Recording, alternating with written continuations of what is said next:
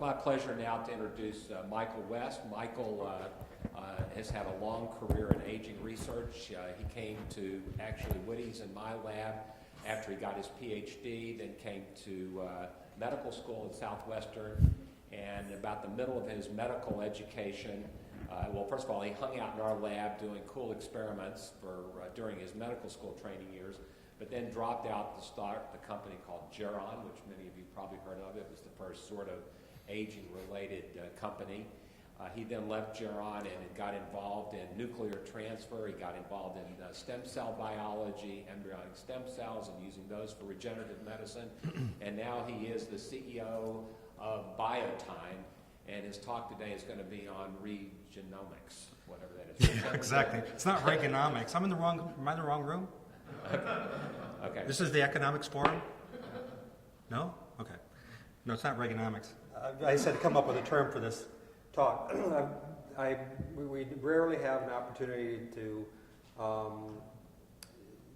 make comments like this. I just want to express my deep appreciation to Woody and Jerry for years past, giving me a lab when I was a medical student to do experiments. Remember that? They cleared out this room, and it was a lot. We had a lot of fun back then. So thank you guys for that.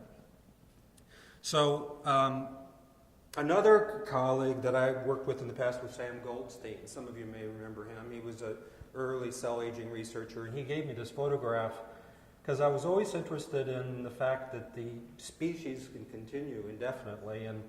And I put underneath it this quote from August Weismann. You remember Weismann was an early cytologist who predicted that somatic cells would age. And he opened his essay called The Duration of Life with this quote that was kind of obvious, but I think still profound, that organic bodies are perishable while life maintains the appearance of immortality in the constant succession of similar individuals.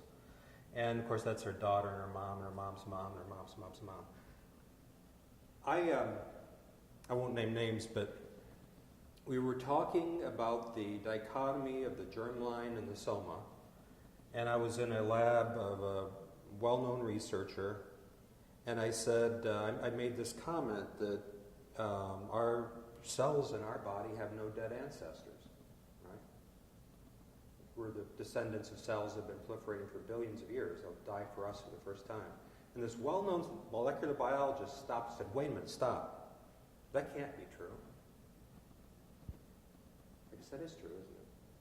And it's just a really profound thought that about all this repair, that there's this cascade of cells that have created you and me that have been doing that quite successfully for a long time. And obviously it fascinated Weismann, and he talked about these primitive multicellular aggregates of cells that could be broken up and reassemble and do so indefinitely. And he coined the term immortal for those types of cells. And it's fun if you go back in the dialogue in Nature, all the scientists were really hitting him hard over that, saying, what, you're saying we're going to be like the Greek gods? And they really didn't like that term. But that was the origin of the term immortal cells. And he, of course, talked about this soma-germline dichotomy, and that the origin of aging was in that dichotomy, the origin of death. So in looking at the early multicellular aggregates, of course, it got us thinking in Geron in the early days about, could we find a cell that was in the, if we're talking about the germline lineage having this potential immortality, and then all the somatic cells having the Hayflick phenomenon and so on, and of course human aging in place, could we find a cell in the human germline that could be captured in the immortal state? And what occurred to me was there's this part of human development called the blastocyst, which somewhat resembles, a Volvox type animal. It's about a week after fertilization, up to 2 weeks before implantation. It's called the blastocyst. And in the mouse, those cells had been captured, and there was evidence in those days that the mouse embryonic stem cell had this property, replicative immortality, and that they had been serially passaged for decades and used to make transgenic mice who could drift off into karyotypic abnormalities, but if they were cleaned up, they made mice with the normal lifespan and could be used indefinitely, and of course could be genetically modified because of that immortality. And we thought, why not try to make human embryonic stem cells? And so that was the beginning of what Bill Hazeltine coined regenerative medicine. And when we looked at human ESLs, there on the left is H9. It was one of the original lines that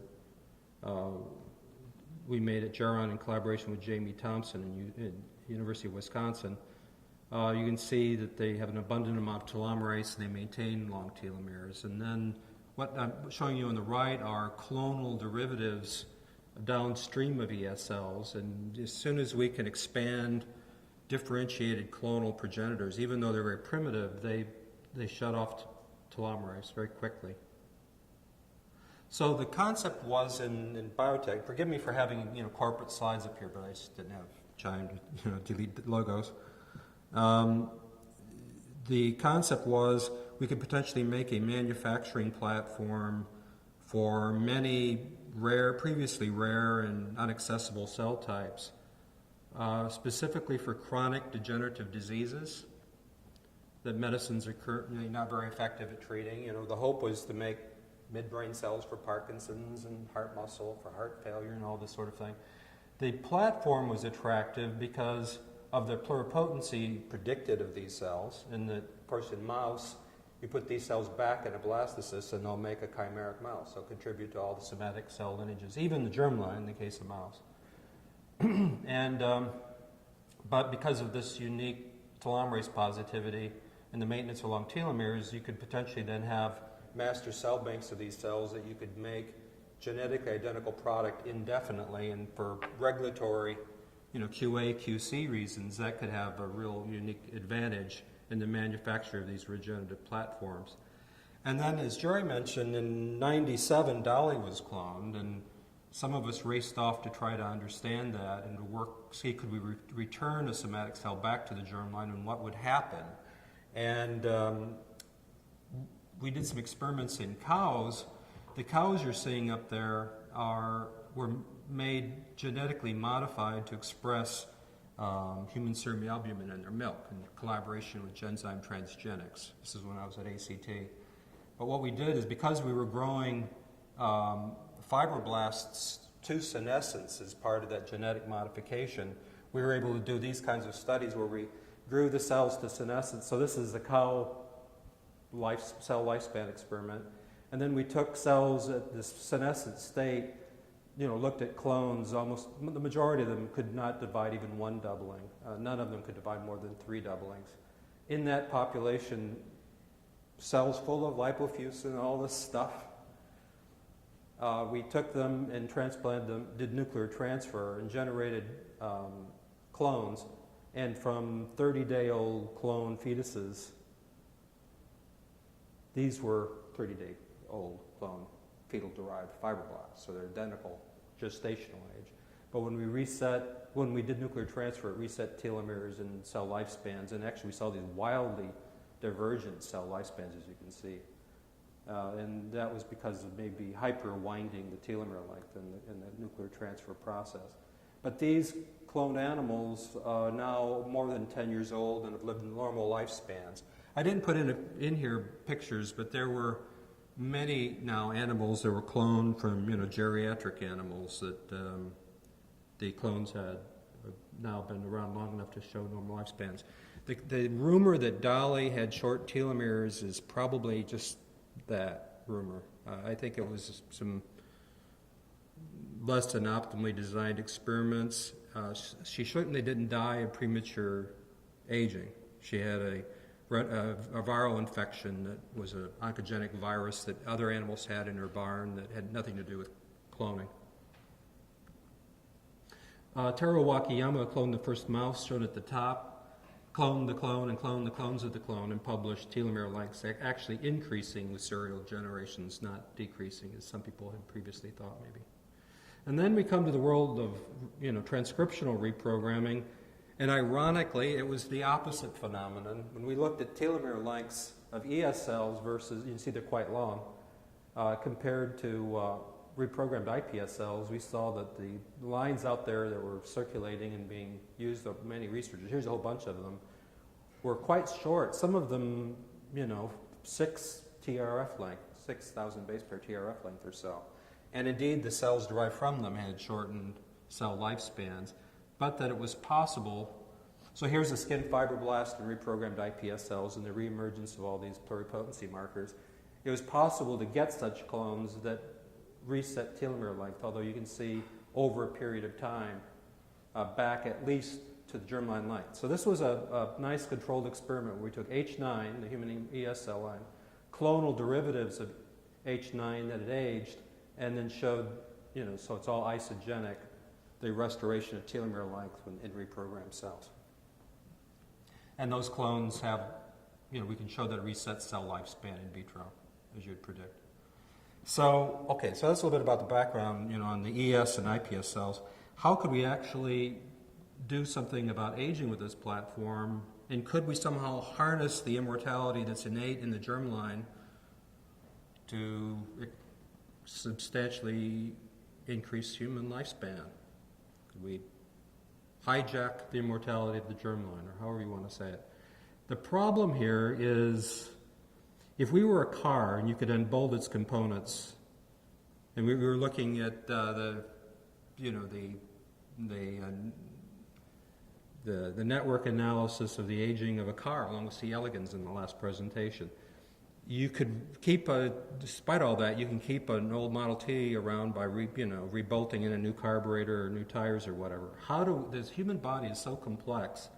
These cells are a source, and I think infinitely renewable and potentially an immortal source. These are the germline in the dish, an immortal source of all the cells of the human body, but how do we plug them into the body, and how do we do regenerative medicine? The first big problem was making a pharmaceutical grade product. These cells make everything in the human body, and Geron had a huge problem with contaminants. It caused 2 FDA holds in their first product, oligodendrocyte progenitors. What we've done, I'm just going to quickly go through this just to give you a flavor for it. The new generation technology is to take these cells as a master cell bank still, but then take them downstream a bit and then clonally expand these mortal but highly proliferative lineages. We just dubbed that pure stem. And we've isolated, as I show here, over 200 different cell types there. I'll show you some examples in just a second. This is the first generation technology. It's now being developed not at Geron, but at a subsidiary BioTime called Asterias. And so this is OPC1. This is the first human clinical trial for thoracic spinal cord injury. This is, again, this impure mixture of oligodendrocyte progenitors, neuroprogenitors, some neurocrest cells as well, that were administered into complete spinal cord injury. 5 patients were treated, and I'm happy to say there was no serious adverse events. What a lot of us feared was these impure mixtures of cells could grow a tooth in the spinal cord or something, and be kind of a PR disaster. But it turned out safe, and there may have been some improvement in the patients, but the idea was here to prevent demyelination associated with the trauma. And there's evidence that there was no immune rejection. These patients were given immunosuppression at the time of treatment, and so the safety study succeeded in that respect. An area that people are quite excited about in aging is age-related macular degeneration, because of the thought that in the back of the retina, the RPE cell layer is undergoing senescence. And it's kind of fun anecdote. Some of you remember Vince Cristofalo. One of the first genes that he had cloned in his molecular approaches to cell aging was pigment epithelial-derived factor as being downregulated in cells as they age. And the aging RPE layer stops making PEDF, and it causes macular degeneration, the wet form of macular degeneration. And our subsidiary CellCure, along with ACT, is developing RPE cells for this. The initial data looks quite promising. So as I mentioned, the newer technologies are gravitating toward this clonal purification of cells downstream of embryonic stem cells or iPS cells. we did a shotgun cloning, and we differentiated embryonic stem cells in an array of different conditions and different time points, not knowing what we would generate or how they would grow, and just plated them out in different culture conditions, microarrayed a bunch of them in the undifferentiated state, or progenitor state, showed, about 140-fold diversity in the first 200 clones analyzed. And we started studying them. So here's one cell type. I'll show you where it is in the developing human in a minute. But we're just showing that it can make non-hypertrophic cartilage, which is a good thing. And it has a mortal lifespan, but starting from our working cell banks, we can get enough scalability that we can make 100 million doses of 100 million cells in these cells before they lose differentiation potential and drift into a slight copy number of variations. It could be problematic. These were all clonal embryonic progenitors that had never been characterized, so we put them through what we called fate space screening and then microarrayed them. And we did it in a high-stem hydrogel. It's an injectable matrix that our company sells, if you're interested in it. And we differentiated them in it and started looking for various kinds of differentiated states. This is just one example of a bunch of these cells differentiated in the presence of TGF-beta, and you can see here are 7 of the lines that underwent chondrogenesis. Just one example. Now this example I'm showing you, that one clonal line that I showed the scalability of, if you look at it, it's because it's clonal, it has site-specific homeobox genes that help us figure out what these cells are. And we can determine, based on that, that it's proximal mandibular mesenchyme, not distal. And I should show that because proximal mandibular mesenchyme, of course, is capable under certain circumstances of making a very tough hyaline cartilage that we think could be useful for the repair of weight-bearing joints and or temporomandibular joint disease. But there are also markers for like the hind limb. Here's PIDX1, which is a marker of the mandible and the hind limb. And you can go through these clonal lineages and find PIDX1 positive cells and that sort of thing. Here's the first talk today was about Alzheimer's disease.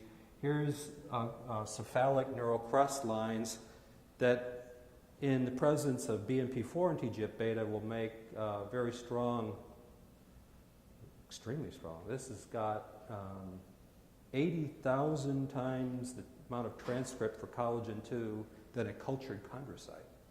Amazingly robust. But if you put it in BMP4 alone without TGF-beta, it makes transthyretin and no detectable collagen 2. What's that mean? We think that they're becoming either the basio-occipital bone or the meninges or components of the choroid plexus, which makes, as you can see, TTR, transthyretin. And we're interested in these cells potentially because there are some who think that dysfunction of the cerebrospinal fluid may be important in Alzheimer's. And you can make clonal endothelium and on and on and on. So I think you get the idea where we're going with that. Now, this is where I'm going with this Regenomics idea. That's kind of an interesting thought, I think. This got really complicated. All these clonal lineages, all these markers, we had to make a roadmap of this. I mean, you go through the literature and you try to figure out a neural crest lineage and what kind of Hox genes it's expressing, at what point in differentiation it is. It gets extraordinarily complicated. So we built a database. It's a triumvirate of databases. It's gene cards for genes, life map discovery for, it's a cell ontology tree, and then mallocards is diseases. And we populated that tree and life map with these clonal lineages and things, and people in the regenerative medicine space are helping us build that out as sort of a tree of human cellular life. But then what occurred to us was, there's something interesting going on. The cost of sequencing the genome is plummeting, right? $1,000 or so.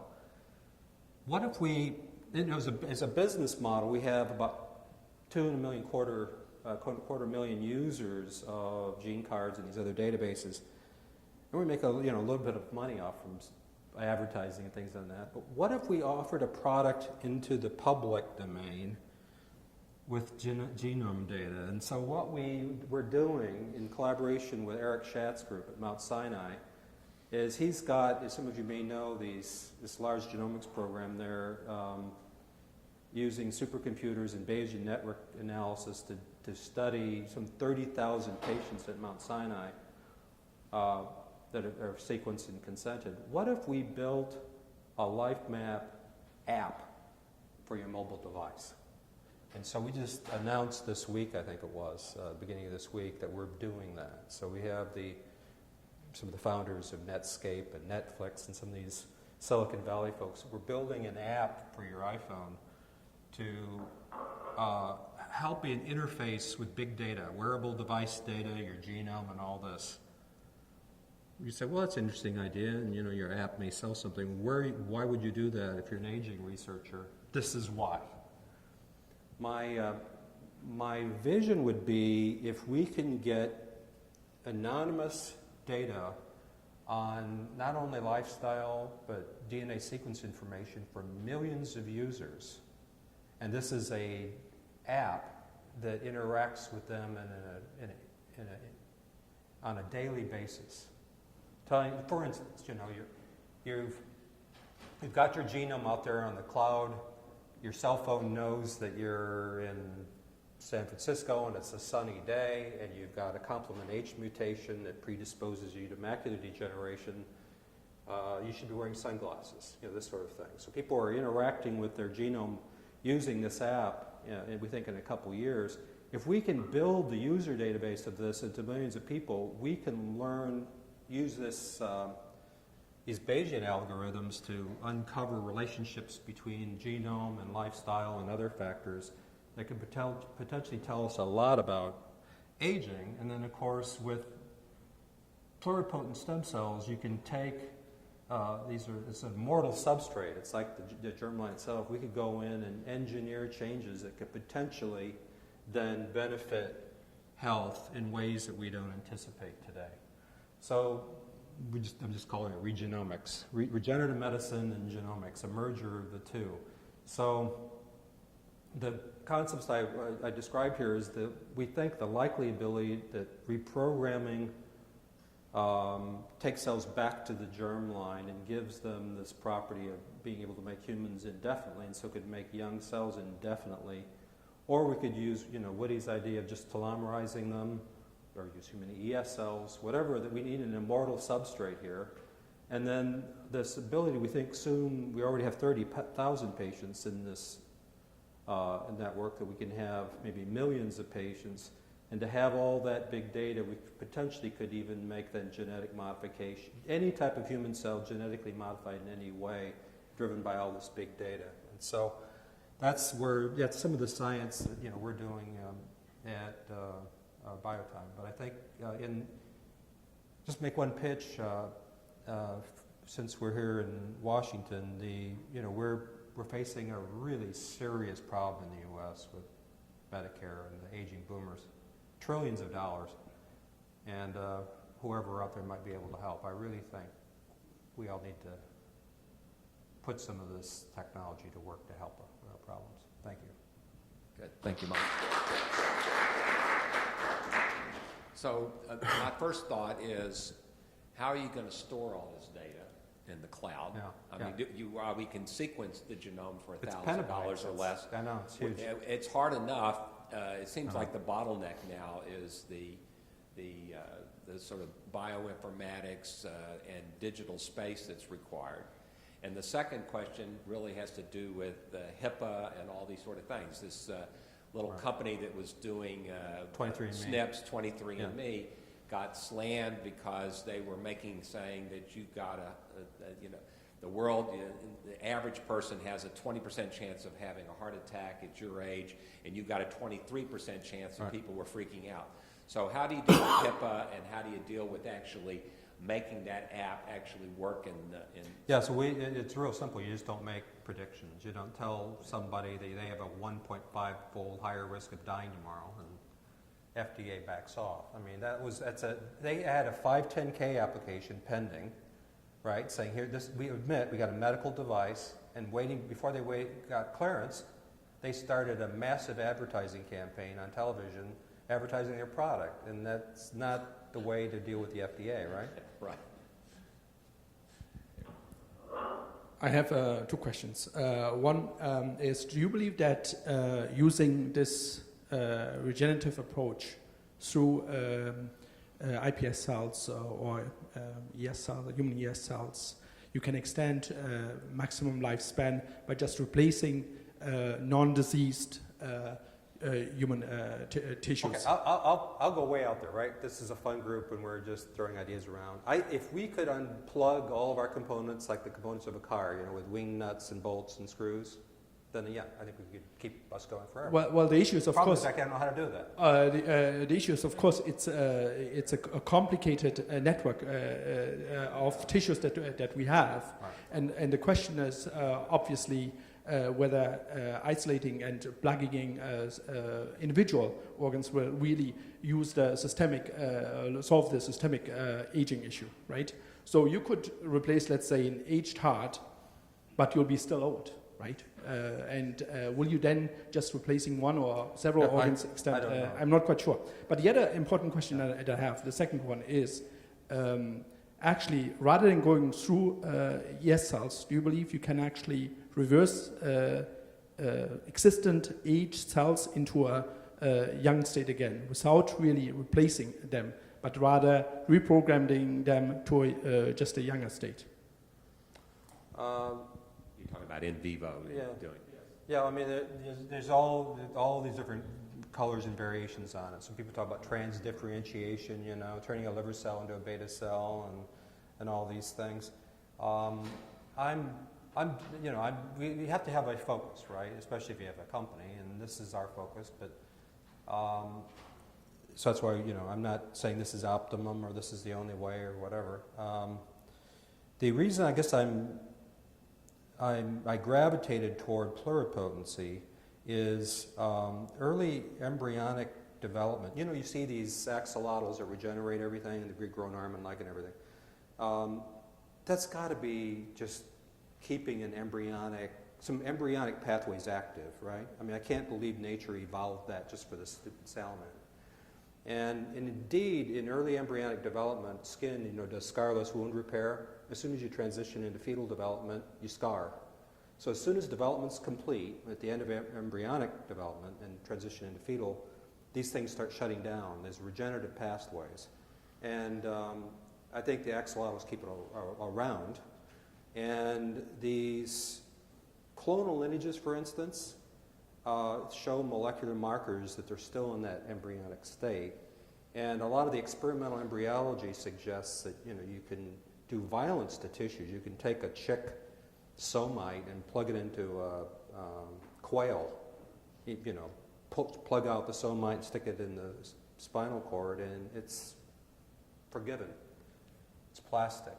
And now the question is, if you took these primitive embryonic progenitors to heart muscle or whatever and put them in an aged context with inflammatory processes, age-related macular degeneration, that's a heterochronic transplantation. What happens? That's what we got to find out. I don't know.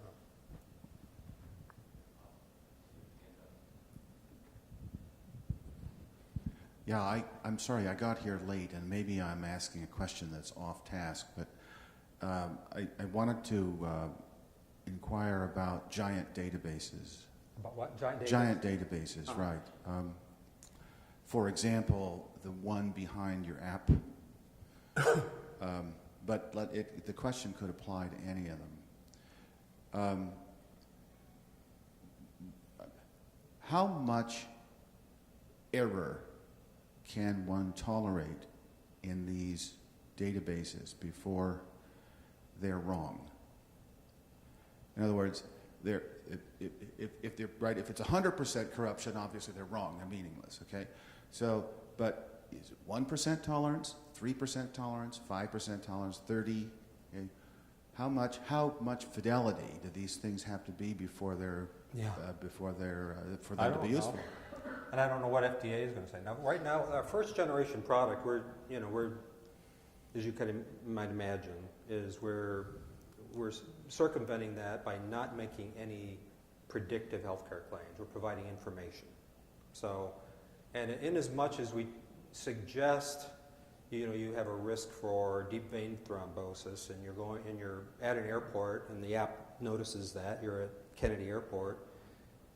At most it would be saying things like, people like you who have, this thrombin mutation, get up every 5 minutes and take a walk on the airplane. Do you want me to ping you to do that? But it's not saying you have a risk. You're getting on an airplane. You have a twofold higher risk of having, a thrombus form or whatever.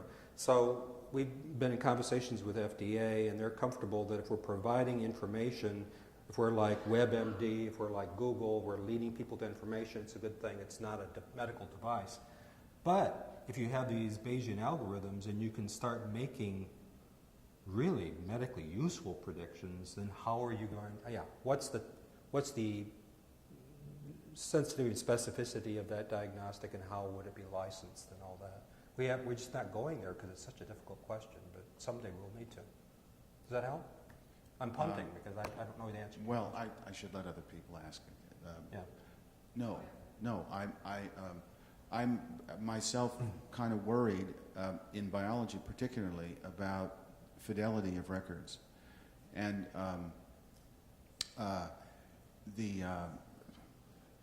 in genomics, particularly, some fraction of the facts are wrong. And there seems to be a risk analysis. You mean? Well, there's a fault tolerance of the discipline that is a little fuzzy, and I kind of wonder, with sensitive control systems like your body has, how much fuzziness do you have to be before it's basically crap? Yeah. So does anybody know? What kind of fidelity do you need in records to be useful? It's a very complex question because you've got some traits that are very tightly correlated with disease phenotypes, and then others that are multigenic and have, it's complete shades of gray. And so when these analytical tools are used diagnostically in the context of a patient-physician interaction, and they say, look, you've got this risk profile, and then you ought to actively intervene pharmaceutically or lifestyle changes or whatever it is, when it's in that diagnostic scenario, for sure FDA and companies will need to be determining the break points on the numbers. The current goal of this is simply to provide, a powerful search engine and provide people with information. It's really like we get flood alerts. Like yesterday was a flood alert, and of course the prognosis is not good. I didn't understand the question. Well, this would be like gene alert. You were woken up at 6 this morning with a flood alert. Blood. So this would be gene alert. Yeah, I suppose that's true.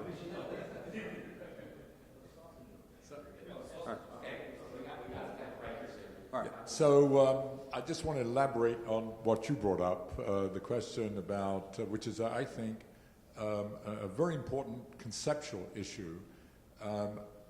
That is the relationship between the idea of the body as a machine, like an automobile, in which you can replace the parts willy-nilly, and in principle you could keep an automobile going almost ad infinitum if if you're willing to spend $100,000 a year, you could keep any car going forever, basically. Right.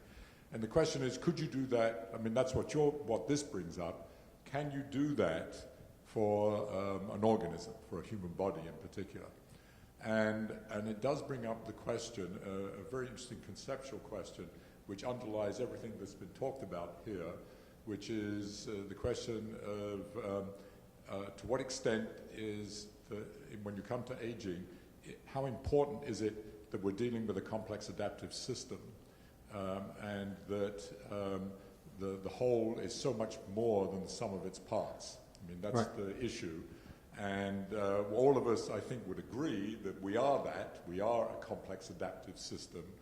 And the conversation here has primarily been along the lines that you have had in a different guise. That is, it's highly reductionistic. You go down to the parts and you say, if I only understood this little bit, I understand aging and I can reverse it or whatever. Right. And I think that's, so this is not a question really, I mean, because no one can answer it, but I think the fundamental question is, to what extent are we just machines?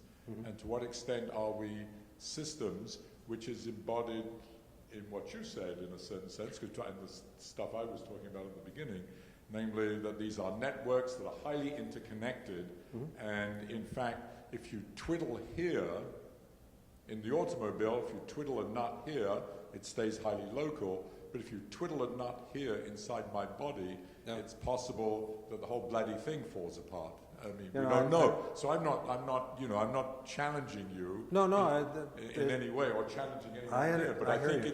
it's something that we should, I realize in retrospect, Yeah. we possibly should have had a discussion about, even though there's no obvious, there's no answer yet. An example is some of us were interested in brown fat. I don't know if you heard the brown fat story, but decouples oxidative phosphorylation, burns calories, and in mice you can turn an obese diabetic mouse back to a lean, insulin-sensitive mouse, right? So we have some of our progenitors that can turn into brown fat cells. When we microarray them, guess what? They're not just making this uncoupling protein and making fat. They're making beta-trophin, this newly or recently appreciated anyway, cytokine that's thought to be the mitogen for the beta cell. It's making adiponectin, another adipokine that has an impact on the cardiovascular system, all independent factors that can influence, this syndrome X, this obese diabetic syndrome. And so, what started out to be a simple concept of some cells that could actually cause you to lose weight, now are you seeing all these different networks in which they influence the endocrine system and the cardiovascular system. So you just got to try it. I don't know what else to do. The question is one of unintended consequences. Yeah. This was not saying anything Right. obvious, but it's something that underlies much of the conversation. Well, the one thing we didn't really talk about was sort of chaos theory, that you can repair that automobile all you want, but when the big flood comes, like it did this morning, it could just be washed down the river. And that's sort of what Dervis was saying, is we are interconnected, and you can repair things to a limit, but it's not going to avoid accidents and entropy. That's right. We haven't had a discussion on that.